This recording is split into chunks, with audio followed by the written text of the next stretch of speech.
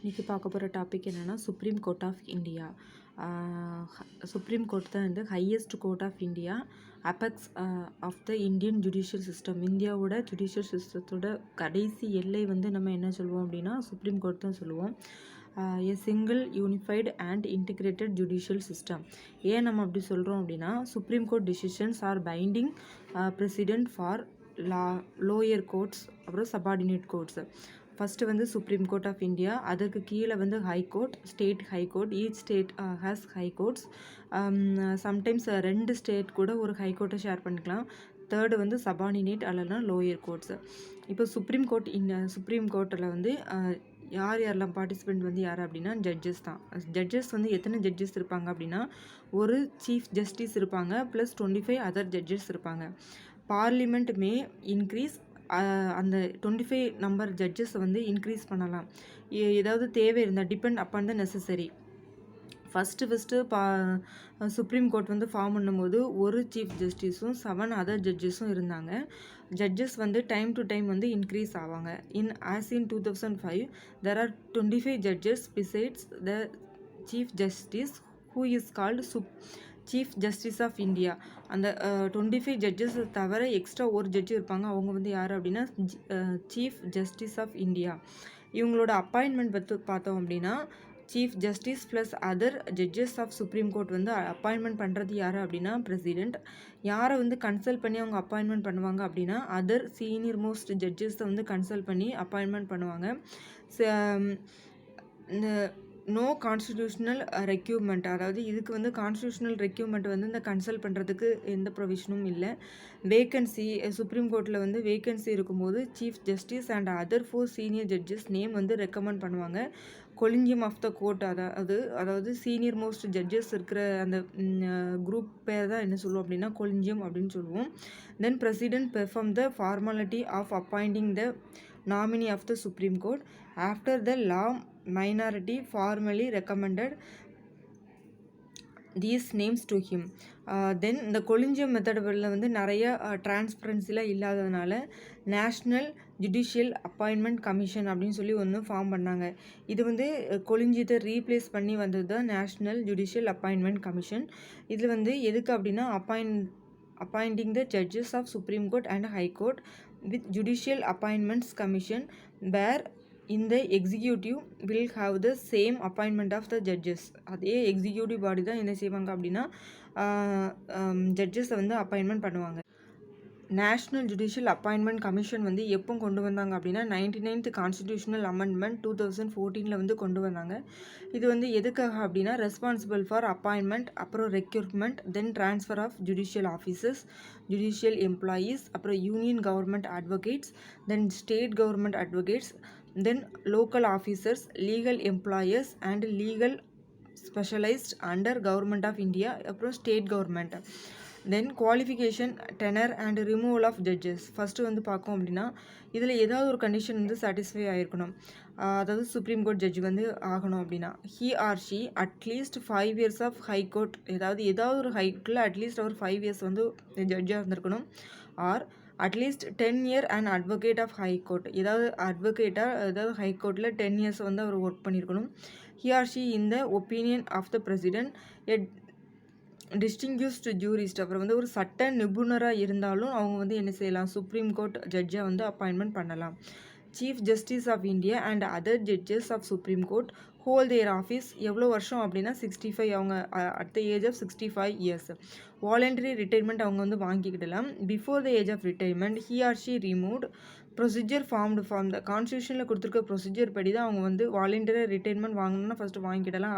Otherwise முன்னாடி அவங்க வந்து முன்னாடியே அவங்க ரிட்டைர்மெண்ட் வாங்குறாங்க அப்படின்னா அந்த கான்ஸ்டியூஷனல் கொடுத்துருக்க ப்ரொசீஜர் படி தான் அவங்க வந்து என்ன செய்யணும், ரிட்டைர்மெண்ட் வாங்கணும். ரிமூவல் வந்து என்னன்னா மிஸ்பிஹேவியர் ஏதாவது பண்ணியிருந்தாங்க அப்படின்னா 2 ஹவுஸ்லேயும், பார்லிமெண்ட் உள்ள 2 ஹவுஸ்லேயும் அவங்க வந்து பாஸ் பண்ணி 2/3 மெஜாரிட்டி மெம்பர்ஸ் வந்து அப்ரூவ் கொடுப்பாங்க. அதனால அவங்க வந்து ரிமூவ் பண்ணுவாங்க. நாட் ஆர்பிட்டரி ரிமூவ், அவங்க வந்து ஆர்பிட்ரேட்லியை வந்து ரிமூவ் பண்ண மாட்டாங்க. No person who has held office of a judge of a Supreme Court is allowed to plead as an advocate in any court or before any authority within the territory of India. அவர் வந்து supreme court ஜட்ஜாக இருந்தார் அப்படின்னா எந்த கோர்ட்லேயும் வந்து என்ன செய்ய முடியாது, அட்வொகேட்டாக அவர் வந்து இந்திய எல்லைக்கு உட்பட்ட எந்த கோர்ட்லேயும் அவர் வாதாட முடியாது. கோர்ட் ஆஃப் ரெக்கார்ட் வந்து என்னது அப்படின்னு சொல்லியாச்சுன்னா, அதாவது சுப்ரீம் கோர்ட் வந்து கோர்ட் ஆஃப் ரெக்கார்ட் அப்படின்னா a court whose proceedings are recorded and available as evidence of fact. அதாவது ஒவ்வொரு இடத்துலையும் வந்து என்னென்ன அதாவது ப்ரொசீடிங்ஸ்னால் தெரியும், முன் தீர்ப்பு முறை, அதாவது ஏற்கனவே நடந்த ஃபேக்ட்டு இது எல்லாத்தையும் வச்சு ஒரு தீர்ப்பு வந்து ஜட்ஜு கொடுத்துருக்கத வந்து அவங்க ஒவ்வொரு அதே மாதிரி கேஸ் வந்து பிறகு நடந்தால் அதே ஃபேக்ட் இருந்தான்னா அதுக்கு வந்து அப்ளை பண்ணுவாங்க. ஸோ அந்த ரெக்கார்ட் மெயின்டைன் பண்ணுறது தான் கோர்ட் ஆஃப் ரெக்கார்டு. இப்போ சுப்ரீம் கோர்ட்டில் வந்து ஏதாவது மிஸ்பிஹேவ் வந்து கண்டெம்ட் ஆஃப் கோர்ட் நடந்ததுன்னா அவங்க வந்து ஜெயிலுக்கு அனுப்புறதுக்கும் சுப்ரீம் கோர்ட்டுக்கு ரைட்ஸ் இருக்குது. Then jurisdiction of the supreme court, இதில் வந்து நம்ம எதெல்லாம் பார்ப்போம் அப்படின்னா, ஜூரிடிக்ஷனில் original jurisdiction, appellate jurisdiction, advisory jurisdiction. Then first வந்து என்ன பார்க்கலாம் அப்படின்னா ஒரிஜினல் ஜூரிடிக்ஷன் வந்து என்னது அப்படின்னு சொல்லிச்சுன்னா டிஸ்பியூட், அதாவது ஒரிஜினல் ஜூரிடிக்ஷன் அப்படின்னா ஏற்கனவே இருக்கிறத வந்து நம்ம வந்து ஒரிஜினல் ஜூரிடிக்ஷன் சொல்லுவோம். அப்ளைட் ஜூரிடிக்ஷன் அப்படின்னா அதில் வந்து 3 விதமாக நம்ம பிரிக்கலாம். அப்பீல்ஸ் இன் த சிவில் கேசஸ், அப்பீல்ஸ் இன் த கிரிமினல் கேசஸ், அப்பீல்ஸ் இன் த கான்ஸ்டியூஷனல் கேசஸ். அப்பீல்ஸ் இந்த சிவில் கேசஸ் வந்து என்ன அப்படின்னா டிஸ்பியூட் ரிலேட்டிங் மேரேஜ், மணி, கான்ட்ராக்ட் இதெல்லாம் வர்றது வந்து civil cases, appeals in civil cases நம்ம அப்பீல் போகிறது. அப்பீல்ஸ் இன் கிரிமினல் கேசஸ் அப்படின்னா சப்போஸ் ஒரு பர்சன் இருக்காங்க அப்படின்னு சொல்லியாச்சுன்னா அவங்களுக்கு வந்து லோயர் கோர்ட்டில் வந்து மரண தண்டனை கொடுத்துருக்காங்க அப்படின்னா, அதாவது ஹைகோர்ட்டில் மரண கொடுத்துருக்காங்க அப்படின்னா அவங்க வந்து அப்பீலுக்கு வந்து போகலாம் சுப்ரீம் கோர்ட்டுக்கு. அவங்க வந்து ஹைகோர்ட் வந்து சர்டிஃபிகேட் வந்து இஷ்யூ பண்ணுவாங்க, இந்த கேஸ் வந்து ஹைகோர்ட் போகலாம், அதாவது சுப்ரீம் கோர்ட்டுக்கு போகலாம் அப்படின்னு சர்டிஃபிகேட் இஷ்யூ பண்ணுவாங்க. சப்போஸ் ஹைகோர்ட் வந்து சர்டிஃபிகேட் இஷ்யூ பண்ணலைனாலும் இந்த கேஸ் வந்து சுப்ரீம் கோர்ட்டுக்கு போகிறதுக்கு வேண்டாம், இங்கேயே டீல் பண்ணிக்கலான்னு அப்படி வந்து அவங்க சொன்னாலும், நாட் இஷ்யூ த சர்டிஃபிகேட்னாலும் அப்பவும் கூட சுப்ரீம் கோர்ட் வந்து அதை வந்து அக்செப்ட் பண்ணிக்கிடுவாங்க மேல்முறையீடு வருகிறதுக்கு. ஒருவேளை அவங்க மரண தண்டனை விதிச்சிருந்தாங்க அப்படின்னா அதை வந்து ஆயுள் தண்டனையாகவோ இல்லைனா 10 வருட கால சிறைவாசமாகவோ மாற்றுறதுக்கு சுப்ரீம் கோர்ட்டுக்கு அதிகாரம் இருக்குது. அப்பீல் இன் கான்ஸ்டிடியூஷனல் கேசஸ், இது மெயின்லி எப்போ வருவாங்க அப்படின்னா ஃபண்டமெண்டல் ரைட்ஸை வந்து இன்டர்பிரிட்டேஷன் பண்ணுறதுக்கு வரும்போது தான் அப்பீல்ஸ் இன் கான்ஸ்டிடியூஷனல் கேசஸ்க்கு தான் இங்கே வருவாங்க. Appeal when the high court satisfies that matter in the dispute involves a substantial question of law. Substantial லாவில் வந்து ஏதாவது கொஸ்டின்ஸ் ரைஸ் ஆகும்போது கான்ஸ்டிடியூஷனல் கேசஸ்க்கு வந்து அப்பீலுக்கு வருவாங்க. அட்வைசரி ஜூரிடிக்ஷன் வந்து கோர்ட் கிவ் அட்வைஸ், அதாவது பிரசிடெண்ட் வந்து ஏதாவது கொஸ்டின் கேட்டானா அவங்க வந்து அட்வைஸ் கொடுப்பாங்க. Advice or opinion of the court, அவர் வந்து பிரசிடெண்ட் வந்து அக்செப்ட் பண்ணலாம், அக்செப்ட் பண்ணாமையும் போகலாம். Then guardian of the constitution, supreme court வந்து ஒரு கார்டியன் ஆஃப் த கான்ஸ்டியூஷன். எப்படின்னா சுப்ரீம் கோர்ட் தான் கான்ஸ்டியூஷன் வந்து supreme law of the land. அப்புறம் சுப்ரீம் கோர்ட் வந்து ரிவ்யூ பண்ணுவாங்க ஏதாவது எனி ஆக்ட் ஆஃப் கவர்மெண்ட், அதாவது ஒரு ஆக்ஷன் வந்து எனி ஆக்ஷன் ஆஃப் கவர்மெண்ட், அதாவது ஏதாவது ஒரு கவர்மெண்ட் வந்து ஒரு செயல் வந்து செய்யும்போது அது வந்து ஃபண்டமெண்டல் ரைட்ஸை வந்து வயலேட் பண்ணுதா அப்படின்னு சொல்லி பார்க்குறதுக்கு யாருக்கு பவர் இருக்குது அப்படின்னா சுப்ரீம் கோர்ட்டுக்கு பவர் இருக்குது.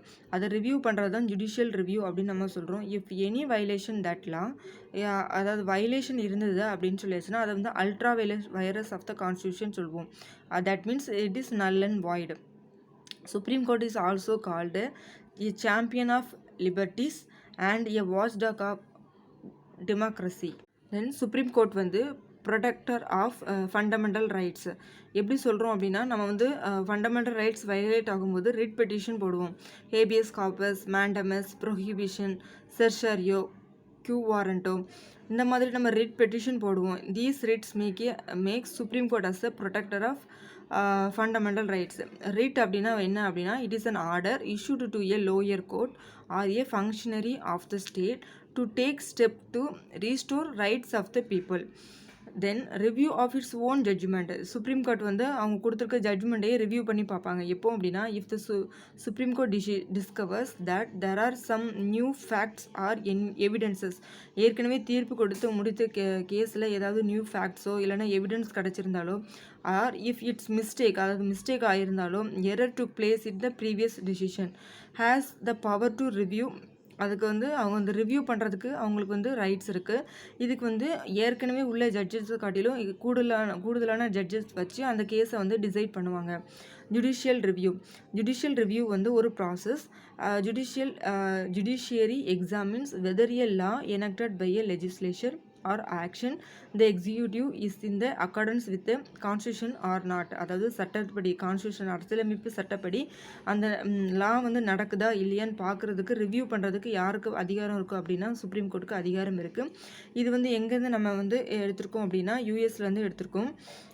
ஹைகோர்ட்லேயே நம்ம வந்து ஹைகோர்ட்டும் அதோட டிசிஷனை வந்து ரிவ்யூ பண்ணுறதுக்கு ரைட்ஸ் இருக்குது. If any law unconstitutional supreme courts takes a review. Like India மாதிரி டெமோக்ராட்டிக் கண்ட்ரியில் வந்து ஜுடிஷியல் ரிவ்யூ வந்து then public interest litigation PIL earlier ஸ்டேஜில் வந்து judiciary including supreme court also litigation only from those parties were affected directly or indirectly by it. Court permitted cases on the ground of public interest litigation who are not directly involved in the case may bring the notice of the court matters of public interest. அதாவது public interest litigation வந்து முன்னாடி வந்து பாதிக்கப்பட்டவங்க மட்டும்தான் போடுற மாதிரி இருந்தது.